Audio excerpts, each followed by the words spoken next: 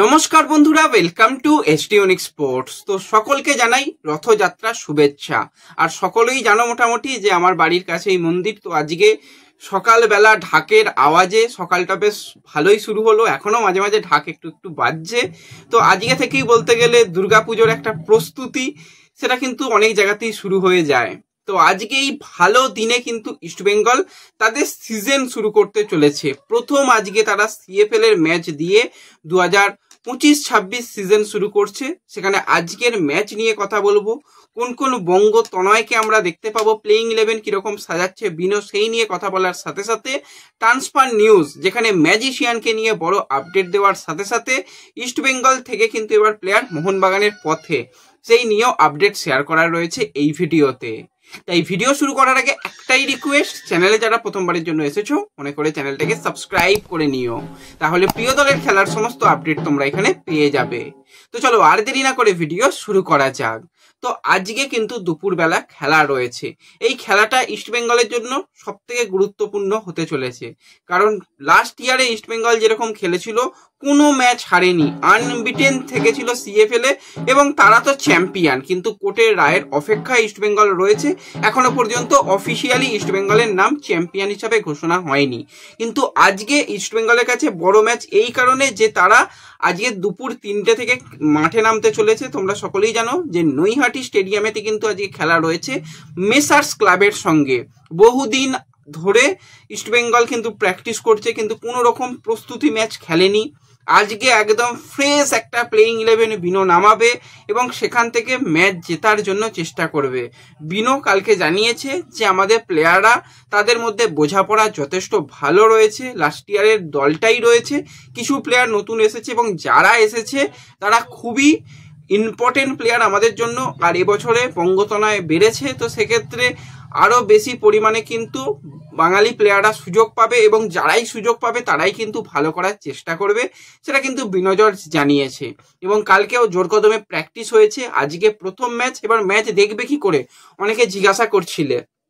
Match দেখতে গেলে play স্টোরে চলে যাবে, সেখানে SSEN মোবাইল অ্যাপ্লিকেশন রয়েছে, সেই মোবাইল অ্যাপ্লিকেশন ডাউনলোড করে নাও, মোবাইল নাম্বার দিয়ে রেজিস্টার করে নাও, সেখান থেকে তোমরা খেলা দেখতে পাবে। কিন্তু খেলা ফ্রিতে দেখানো হবে বলে মনে হচ্ছে না। এবার আজকে ফ্রিতে হবে কিনা জানি না। প্রথম ম্যাচ হয়েছিল 500 টাকা কিন্তু সিজন পাস সাবস্ক্রিপশন তোমাদের নিতে হবে, তবেই কিন্তু তোমরা খেলা দেখতে পাবে। কোনো রকম টিভিতে খেলা দেখানো হবে না।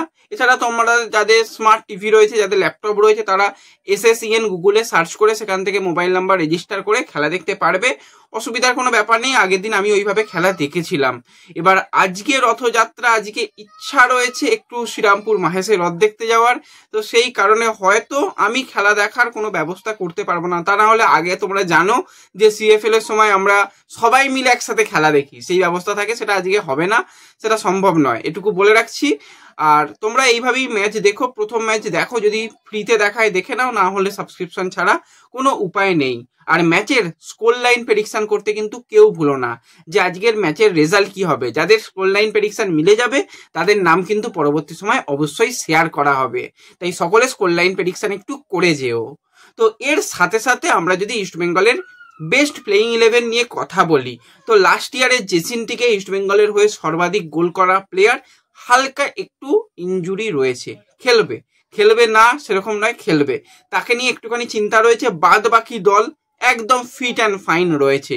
যদি আমরা বেস্ট প্লেইং 11 নিয়ে কথা বলি, গোলের তলায় আদিত্য পাত্র অ্যাজ এ ক্যাপ্টেন হিসাবে হয়তো আদিত্যই শুরু করবে। ডিফেন্স লাইনে সেন্টার ব্যাক হিসাবে কিন্তু মনোতোষ চাগলাদারের সঙ্গে চাকু মান্ডি, তাদের আমরা সেন্টার ব্যাক পজিশনে দেখবো। সাইড ব্যাকে যদি তাকাই, সুমন দে রাইট ব্যাক প্লেয়ার হিসাবে সুমন দে খেলবে, লেফট ব্যাক প্লেয়ার হিসাবে কিন্তু জোসেফ খেলবে। সুমনের উপর নজর থাকবে, জাতীয় দলে সুযোগ পেয়েছিল কিন্তু পরবর্তী সময় ফাইনাল সিলেকশনে তার নাম আসেনি। এই প্লেয়ারটা কিরকম করে তার দিকে কিন্তু অবশ্যই নজর থাকবে। মাঝ মাঠের দিকে যদি তাকাই, সেখানে নো ডাউট তন্ময় তো শুরু করছে, তার সাথে ভাল্লাল পেকা, দুজনে কিন্তু ডিফেন্সিভ মিডিও হিসাবে বা বক্স টু বক্স মিডিও হিসাবে কিন্তু ভানলাল পেকা খেলবে। কিছুটা অ্যাটাকিং রোলে নাসিব রয়েছে, নাসিবকে অ্যাটাকিং মিডিও ফলস 9 হিসাবে ব্যবহার করা হবে।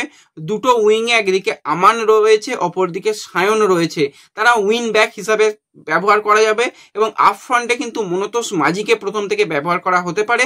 পরবর্তী সময় সাবস্টিটিউট প্লেয়ার হিসাবে জেসিন টিকেকে আনা যেতে পারে। এবার জেসিন যদি আজকে একদম সম্পূর্ণরূপে সুস্থ থাকে, জেসিনকেও প্রথম থেকে খেলিয়ে দেওয়া হবে, কোনো রকম অসুবিধা নেই। মনোতোষ মাঝি রিসেন্ট টাইমে যথেষ্ট ভালো করেছে, তাকেও ব্যবহার করা হবে। তো স্কোয়াড অফিসিয়ালি তো ইস্টবেঙ্গলের তরফ থেকে ঘোষণা করা হয়নি, বেশ কিছু ফ্যান পেজের তরফ থেকে ঘোষণা করা হয়েছে। যদি অফিসিয়ালি ঘোষণা এসে যায় আমাদের টেলিগ্রাম চ্যানেল এবং ফেসবুক পেজে দিয়ে দেব, ডিসক্রিপশন বক্সের লিঙ্ক থেকে তোমরা জয়েন হয়ে যেও। এখনো 500 ফ্যামিলি মেম্বার কিন্তু আমাদের টেলিগ্রামে হয়নি, একটুখানি সাপোর্ট করো। চেষ্টা করবো যদি ফার্স্ট কমেন্টে টেলিগ্রামের লিঙ্ক দিয়ে দেওয়া যায় সেখানে দিয়ে দেবো, তোমরা সেখানে কিন্তু জয়েন হয়ে যাও, সেখানে সমস্ত লেটেস্ট আপডেট পেয়ে যাবে। তো এরপর যে বিষয়টাকে নিয়ে কথা বলবো, কালকে তোমাদের ভিডিওতে বলেছিলাম, মানে একটা জিনিস হয়তো অনেকেরই মনে থাকবে যে ইস্টবেঙ্গলের রিজার্ভ টিম বা ইস্টবেঙ্গলের সিএফএল স্কোয়াড থেকে বেশ কিছু প্লেয়ার দল ছাড়তে চলেছে। তোমাদের কিছুদিন আগে জানিয়েছিলাম, তন্ময় মনে হচ্ছে সে দল ছেড়েছে, মুশারফ দল ছেড়েছে।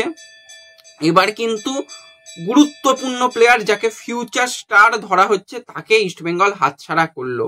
প্লেয়ারটাকে একটুখানি তোমাদের বলে দিই, নাম কিন্তু আমি বারবারই ভুল বলি, হয়তো আজও নাম ভুল বলবো। প্লেয়ারটা হচ্ছে গুণরাজ সিং গেরওয়াল বা গুণরাজ। গুণরাজের যদি আমরা কথা বলি, গুণরাজ কিন্তু 18 বছর বয়সী একজন মিডফিল্ডের প্লেয়ার। এই প্লেয়ারকে কার্লেস কোয়াদ্রা তার সময় কিন্তু দলে নিয়ে এসেছিল, যখন এই অনূর্ধ্ব 16 দল স্পেনে একটা প্র্যাকটিস সেশন তারা করেছিল, সেখানে এই গুণরাজ এবং ভানলাল পেকা দুজনকে পছন্দ ছিল। আরও দুজন পছন্দ ছিল, তার মধ্যে কোরো সিং পছন্দ ছিল আর গাংতে পছন্দ ছিল। তার মধ্যে দুজনকে তুলেছিল। গুণরাজের সঙ্গে 2 বছরের চুক্তি, 2023-24, 24-25-এ তার চুক্তি শেষ হয়ে গেছে, কিন্তু ভানলাল পেকার সঙ্গে এখনো একটা সিজন চুক্তি রয়েছে। ইস্টবেঙ্গল কিন্তু গুণরাজকে রাখতে চেয়েছিল।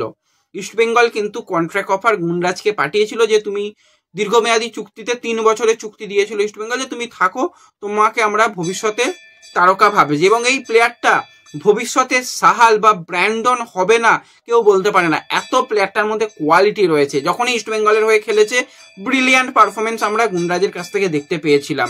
বেশ কিছু আইএসএল এর ক্লাব তার দিকে নজর রেখেছিল, তাকে নেবার ব্যাপারে কথাবার্তা চালাচ্ছিল, কিন্তু শেষ পর্যন্ত সে লাল হলুদ জার্সি ছেড়ে সবুজ মেরুন জার্সি গায়ে চাপাতে চলেছে। এই সিদ্ধান্তটা কতটা সঠিক হয় সেটা সময় বলবে, কারণ মোহনবাগানের রিজার্ভ টিমে এমন ভালো ভালো প্লেয়ার ছিল, তারা দল ছেড়েছে শুধুমাত্র তারা ভবিষ্যতে কোনো রকম সুযোগ পাবে না সেটা বুঝে গিয়েছিল বলে। কিন্তু গুণরাজ যেখানে আস্তে আস্তে সিনিয়র দলে সুযোগ পাচ্ছিল, রিজার্ভ টিমে যথেষ্ট ভালো গেম টাইম পাচ্ছিল, সেখান থেকে তার এই মুভমেন্টটা তার জন্য কতটা ভালো হয় জানি না, কিন্তু আমরা চাই প্লেয়ারটা তৈরি হোক, সে যেখানেই থাকুক না কেন। এবং ইস্টবেঙ্গল কেন তাকে রাখতে পারলো না, কি প্রবলেম হলো সেটা তো আমরা বলতে পারবো না মানে উপর থেকে। তো রাখলে কিন্তু একটা ভবিষ্যতে তারকা প্লেয়ারকে ইস্টবেঙ্গল রাখতে পারতো।